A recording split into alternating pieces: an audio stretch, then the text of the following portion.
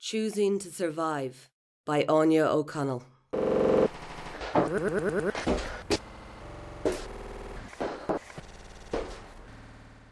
London, 1941. The familiar klaxon wait comes late, but I still feel a jolt of terror as the high-pitched siren stirs me from sleep. Loud, brutal. We are trained to respond to this caterwaul as I stumble from my bed. The siren block out all other sounds, the wails running into each other in an attempt to warn us. We do not think, only run. I fetch my bunker bag from beneath the stairs and I feel a pang for the tiny sack left behind in the dusty little room. The bag contains the standard gas mask, a light, an identity card, and a battered, worn teddy bear. He brought that bear everywhere with him, and in the end, the bear was safer than he was. The sirens are still screaming, but I hear my mother shrill above the din. "Amelia, it's time, now!" We were well off before the war. We had good food, a warm home, and we were happy. We had a red brick house always filled with bright, happy sounds, children laughing, bedtime stories, the soothing wireless. Victor and I used to love the music on BBC. I remember the four of us dancing together.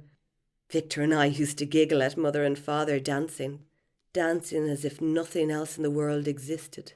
Tears fill my eyes with these memories. 6 months ago, Hitler's planes attacked, and our lives as we knew them gone forever. After Victor died, I woke up screaming every night, seeing him trapped beneath the layers of debris, alive, gasping for air. Not exactly conducive to a weekly stint in the dank little space beneath the ground.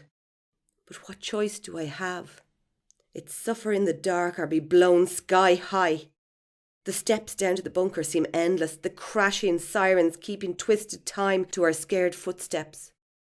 I hear Father mutter, "This is the 3rd time this week."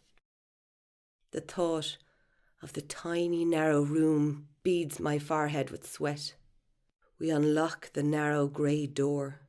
I hear movement in the gloom, something quick and light. "Amelia, darling, try to relax. That was only a mouse. You're fine. Keep breathing." That is my father's reassuring voice, taking some of the fear away. He pulls me into a hug when the vicar comes crashing in. Round-faced and booming, Reverend Winters is the perfect man in a crisis. He seems totally unperturbed by the night's events, shouting, "Evening, folks! Quite a night for it, quite a night!" As the 10 of us cram into the bunker, his unflappable manner affects us all, and by the time he and his wife settle in, I feel almost calm. He chats quietly to Mother. Something drips in a corner, and mice scatter across the concrete floor. The hanging gas masks' empty eyes stare into the blackness. And that's when the first bomb hits. It resonates deep in my bones. It threatens to shake my teeth from my skull. The bunker shudders. Dust falls from the ceiling. All of us creep closer together, powerless against the Nazi monsters. Blood rushes to my head, and I fully expect the ceiling to open. The lights go out. Total darkness. I lose myself to panic. Jumping up, I try to scream, but it lodges in my throat. I'm crying. Tears running down my cheeks as I pound the door. "We've got to get out. We'll be trapped like Victor. Nothing but ashes, don't you see? We'll all die here, buried alive." I don't realise that I've spoken aloud until I see the shocked, uncomfortable looks on my parents' faces. Another bomb. The bunker rattles. I hear him mutter, "Our Father, who art in heaven, hallowed be thy name." And we all join in.